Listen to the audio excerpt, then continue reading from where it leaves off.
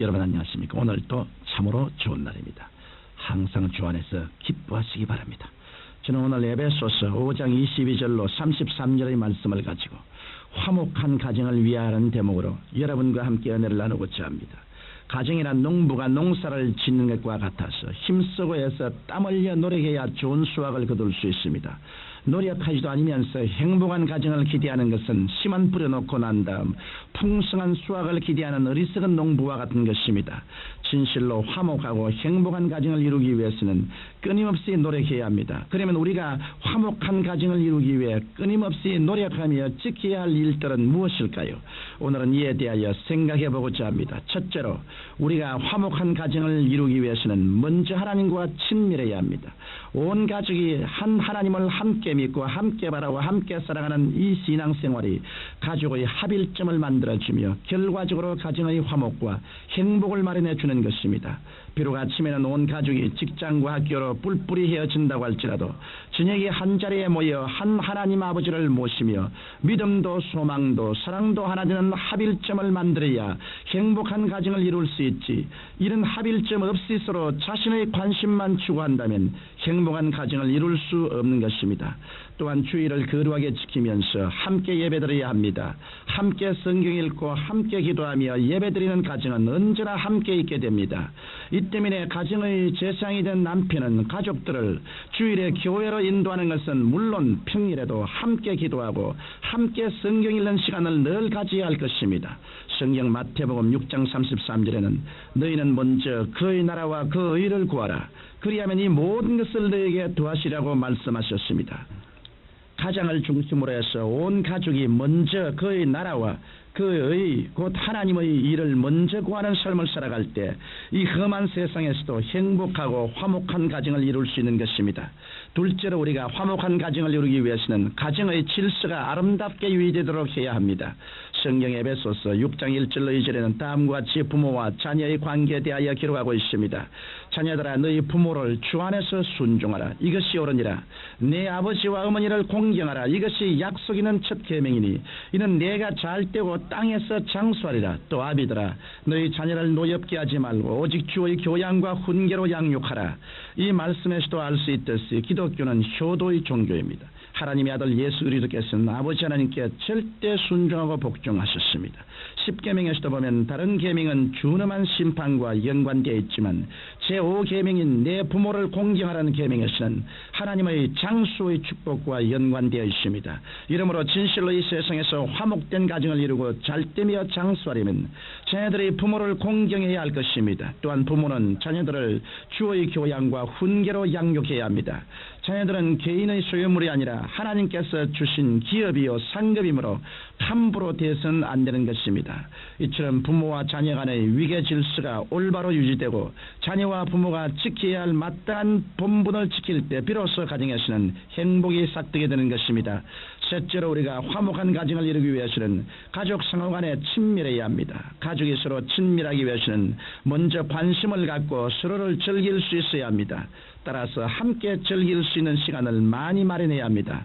서로 바쁘다는 이유로 함께 즐길 수 있는 시간을 마련하지 못하면 삭막한 가정이 되고 맙니다.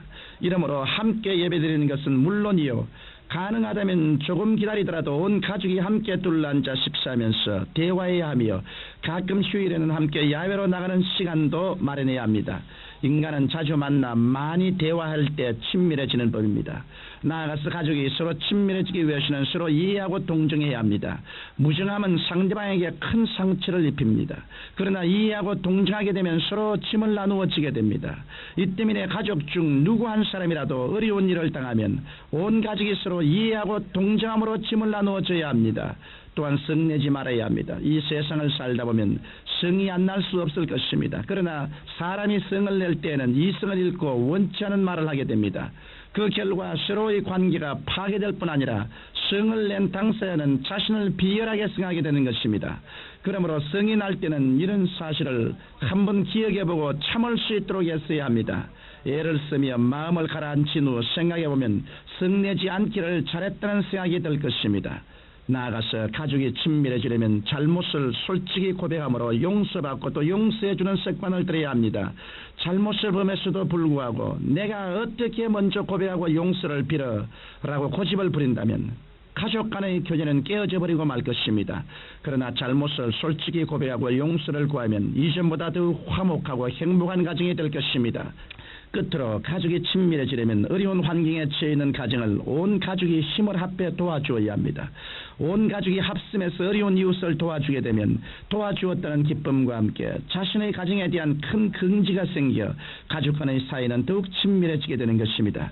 이러므로 여러분은 여러분만 잘 살려고 할 것이 아니라 온 가족이 힘을 합해 이웃의 어려운 가정을 도와주게 되시기를 주님 이름으로 축원합니다. 넷째로 우리가 화목한 가정을 이루려면 서로의 자존심을 상하게 하지 말아야 합니다. 사람은 누구나 인격을 갖고 있습니다. 그러므로 사람은 인격에 상처를 받게 되면 아무리 좋은 집에서 좋은 옷을 입고 좋은 음식을 먹는 환경에 있다라 하더라도 내적으로 처참하게 파괴되고 마는 것입니다. 이 때문에 가족 간에는 서로의 인격을 존중해 주어야 하며 자존심에 상처를 입히는 말이나 행동을 하지 말아야 합니다. 그러기 위해서는 먼저 과거의 잘못을 들추어내서는 안 됩니다. 사람인 이상 과거의 잘못은 누구나 갖고 있습니다. 그런데 그 과거의 잘못을 들추어내어서 인격을 모독하면 이것이 화근이 되어 가정은 파괴되고 마는 것입니다. 여러분은 예수님의 보혈로 상대방의 잘못된 과거를 다 덮어주고 좋은 과거만 말하고 칭찬해 주게 되시기를 주님 이름으로 축원합니다. 또한 현재의 약점을 찔러서는 안 됩니다. 인간의 인상 약점이 없을 수 없습니다. 그런데 그 약점을 꽉 잡고 있다가 싸움할 때 유리한 고지를 정리하기 위해 약점을 들어 상대를 마구 공격하면 불행한 결과를 초래하게 되고 말 것입니다. 무엇보다 인격을 무시하는 운동을 하므로 모욕감을 느끼게 해서는 안 됩니다. 모욕감을 주는 운동은 인격에 큰 상처를 주면 물론 가정의 행복을 파괴시키고 맙니다. 인간은 모두 다 가치를 찾는 존재입니다. 내가 살아갈 가치가 있다고 생각할 때 용기와 희망이 생깁니다. 이 때문에 가족 간에는 한 사람 한 사람이 가치 있고 존귀한 존재라는 사실을 늘 일깨워 주어야 합니다. 이럴 때 가정에는 새로운 용기와 희망과 기쁨이 넘쳐나게 될 것입니다. 청취자 여러분, 가정은 인간의 가장 기초적 공동생활의 광장입니다.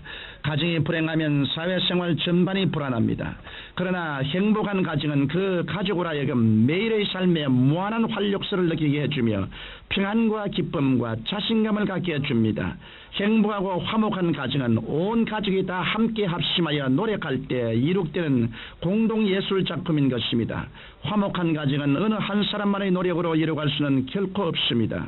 이 방송을 청취하시는 여러분은 모두 다 훌륭한 인격을 갖춘 가정의 한 구성원들이 되어 화목하고 행복한 가정을 이루게 되시기를 주님의 이름으로 축원합니다.